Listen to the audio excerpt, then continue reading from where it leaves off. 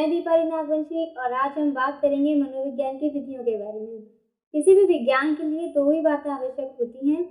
एक तो यह है कि उसकी एक निश्चित विषय वस्तु हो और दूसरी बात यह है कि उसकी अपनी विधि हो। विषय वस्तु का तात्पर्य उन विषयों से है जिसका अध्ययन मनोविज्ञान करता है। जैसे कि मान लीजिए मनुष्य और पशु के व्यवहार और उसकी मानसिक प्रक्रियाओं का अध्ययन जो है मनोविज्ञान करता है, तो यह उसकी विषय वस्तु हुई। और विधि का तात्पर्य उसके माध्यम से है, जैसे जिन विधियों से पशुओं का और मनुष्यों के व्यवहार का और मानसिक प्रक्रियाओं का अध्ययन किया जाता है।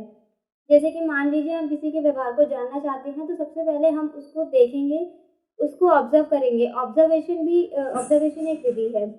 तो जिस विषय वस्तु का अध्ययन हम जिस माध्यम से करते हैं उसे विधि कहते हैं। यदि हम परिभाषा की बात करें तो रेबर एवं रेबर के शब्दों में विधि का तात्पर्य कार्यों को करने, तथ्यों एवं संप्रत्यों के क्रमबद्ध ढंग से कार्य करने के तरीकों से है।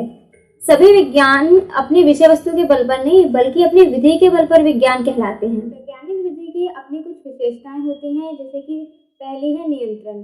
वैज्ञानिक विधि का सबसे प्रधान लक्षण नियंत्रण है। नियंत्रण को हम इंग्लिश में कंट्रोल कहते हैं। और नियंत्रण का अर्थ ये है कि जिस भी विषय का हम अध्ययन कर रहे हैं उसको प्रभावित करने वाले सभी चरों को नियंत्रित कर लिया जाता है, सिर्फ प्रयोगात्मक चर को छोड़कर। दूसरी विशेषता है पृथक्कीकरण, जिसे कहते हैं आइसोलेशन। वैज्ञानिक विधि में पृथक्कीकरण का गुण होना आवश्यक है। इसका अर्थ यह होता है कि ये जो विधि है उसमें इतनी क्षमता होनी चाहिए कि वह सभी चरों में से किसी एक चर को अलग करके उसका प्रभाव निर्धारित कर सके। तीसरी विशेषता है परिवर्तन, जिसे कहते हैं वेरिएशन। परिवर्तन का अर्थ यह है कि जैसे हम विधि में हम जो कोई भी अध्ययन कर रहे हैं उस विधि में जो हमारा चर है उसमें परिवर्तन करके, चरों में परिवर्तन करके, हम उसमें मात्रा में परिवर्तन करके ये देखते हैं कि इसका प्रभाव कैसा पड़ रहा है। जैसे कि हम उदाहरण लेते हैं, नींद की गोलियां जो आती हैं, हम नींद की गोली जब किसी को देते हैं तो इंसान को नींद आ जाती है। अब हमें इसमें परिवर्तन करके क्या देखना है कि हम नींद की गोली की मात्रा बढ़ा दें और फिर ये देखेंगे कि मात्रा बढ़ाने से वो जो कोई भी मनुष्य है वो कितनी ज़्यादा देर तक सो रहा है। मात्रा बढ़ाने से क्या प्रभाव पड़ रहा है इस मात्रा में परिवर्तन से। तो हर वैज्ञानिक विधि में परिवर्तन की भी ज़रूरत है। परिवर्तन करके हम मात्रा में परिवर्तन करके ये पता करते हैं कि हमारी विधि की जो रिलायबिलिटी है, वैलिडिटी है, ये कितनी क्या है। वैज्ञानिक विधि की चौथी विशेषता है पुनरावृत्ति, जिसे हम कहते हैं रिपीटेशन। तो पुनरावृत्ति का गुण होना भी बहुत आवश्यक है वैज्ञानिक विधि में। पुनरावृत्ति यानी कि रिपीटेशन से तो आप समझ गए होंगे, रिपीट यानी कि दोहराना। तो हमारी जो वैज्ञानिक विधि है उसमें हम ये चीज़ें जो है दोहरा कर देखते हैं कि क्या हमने जो पहली बार रिजल्ट निकाला उस चीज़ों को दोहरा कर क्या दोबारा भी वही परिणाम निकलता है। मतलब हम अपने प्रयोग को बार बार दोहरा कर देखेंगे कि हर बार वही परिणाम निकल रहा है कि नहीं। इससे क्या है, विश्वसनीयता बढ़ती है हमारी जो भी विधि में हम जो भी अध्ययन कर रहे हैं उस पर। वैज्ञानिक विधि की पांचवी विशेषता है प्रमाणीकरण, जिसे इंग्लिश में कहते हैं वेरिफिकेशन।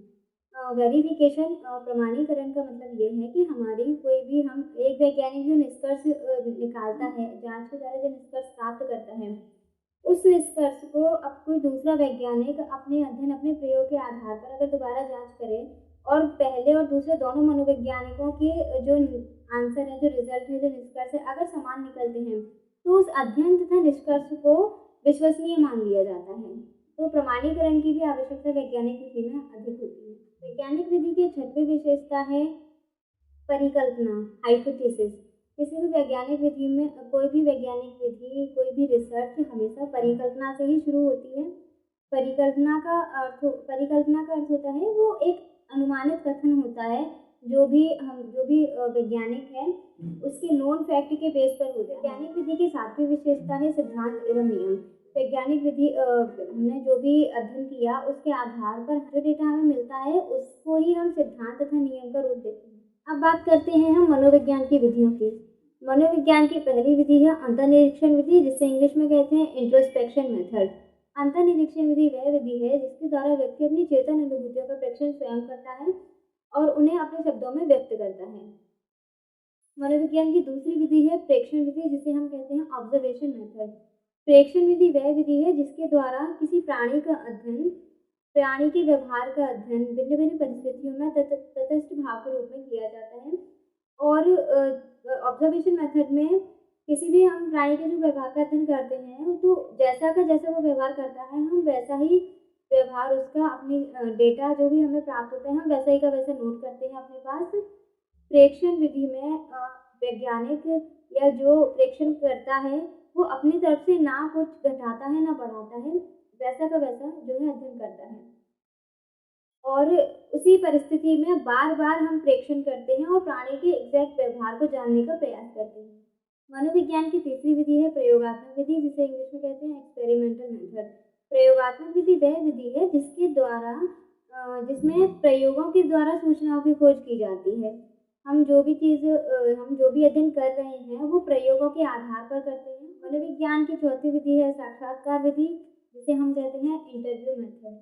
साक्षात्कार विधि वह सम्मेलन है जिसमें साक्षात्कार लेने वाला और देने वाला दोनों की आपस में बातचीत घटित होती है और बातचीत के माध्यम से हम जो भी डेटा है वो कलेक्ट करते हैं। मनोविज्ञान की अगली विधि है प्रश्नावली विधि, जिसे हम कहते हैं क्वेश्चनर मेथड। प्रश्नावली विधि से तात्पर्य है इस विधि में हम प्रश्नों की एक सूची तैयार करते हैं, जिसे हम तालिका भी कह सकते हैं, जिसे हम क्वेश्चन पेपर भी कह सकते हैं, टेस्ट पेपर भी कह सकते हैं।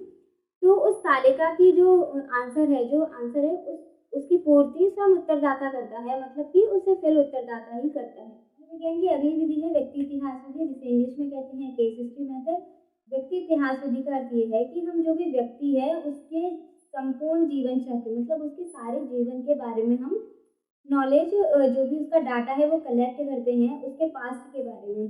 जैसे कि जब वो उसका जन्म हुआ था, जब गर्भावस्था में उसकी क्या हालत थी, उसकी माता की क्या फिजिकल एंड मेंटल कंडीशन थी जब वो गर्भ में था, जब वो शिशु के रूप में आया, जब वो इस दुनिया में आया तब वो किस अवस्था में था, उसके फैमिली की, उसकी पेरेंट्स की mental, physical and financial condition क्या थी, ये सारी चीज़ें पता करना, उसकी हेल्थ के बारे में पता करना।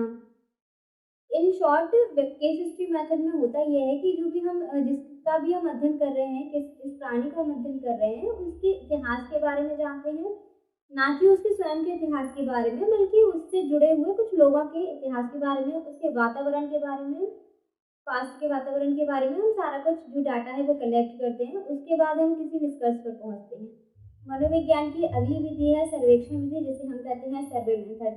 अब सर्वे शब्द तो सभी ने सुना होगा, जैसे कि हमारे घर में आते हैं ना, आंगनबाड़ी वाली जो आंटी आती हैं वो सर्वे करती हैं ना घर में सबके कभी। तो सर्वे विधि सिंपल सी बात है। सर्वे विधि में क्या होता है, हम प्रतिदर्श यानी कि सैंपल और प्रश्नावली विधि, जो प्रश्नावली विधि में हमने जो प्रश्नों की सूची की बात करी थी, ऐसी एक सूची, इन दोनों को लेकर हम लोगों से उनकी राय जानते हैं। पर्टिकुलर हम जिस भी विषय के बारे में अध्ययन करते हैं उस विषय के बारे में हम अपनी प्रश्नावली बना लेते हैं और प्रतिदर्श लेते हैं।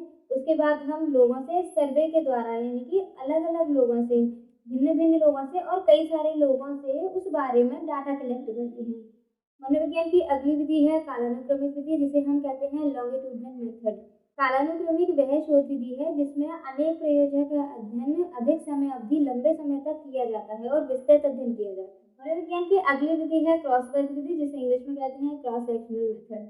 क्रॉस वर्ग विधि वह विधि है जिसमें विभिन्न आयु के प्रयोजक के समूह का आकलन तथा तुलना एक समय बिंदु पर किया जाता है, ताकि आयु भिन्नताओं से संबंध व्यवहार विभिन्नताओं के संबंध में निष्कर्ष निकाला जा सके।